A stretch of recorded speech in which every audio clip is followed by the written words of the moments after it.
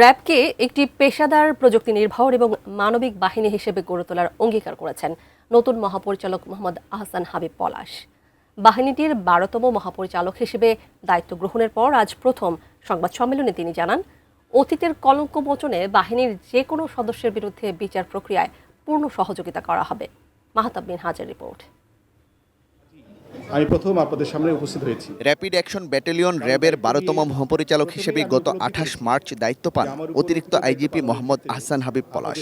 কারওয়ান বাজারে র্যাবের মিডিয়া সেন্টারে প্রথম সংবাদ সম্মেলনে তিনি দাবি করেন, যত বড় অপরাধী হোক তাদের নির্মূল করার সক্ষমতা র্যাবের রয়েছে। উগ্রবাদ থাক, জঙ্গিবাদ থাক, যাই থাকুক না কেন, আমরা সব বাদকে ইনশাআল্লাহ নির্মূল করতে পারব। সাম্প্রতিককালে পরিচালিত সফল কিছু অভিযানের পরিসংখ্যান তুলে ধরেন তিনি।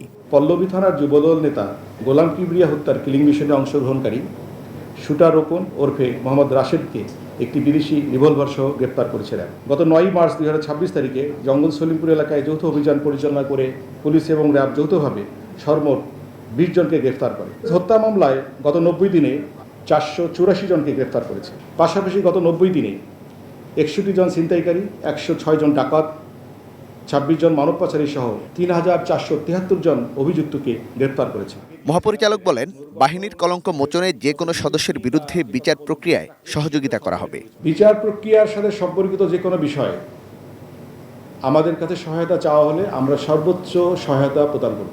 নতুন মহাপরিচালক র্যাব নিয়ে তার পরিকল্পনা ও চ্যালেঞ্জগুলো তুলে ধরেন।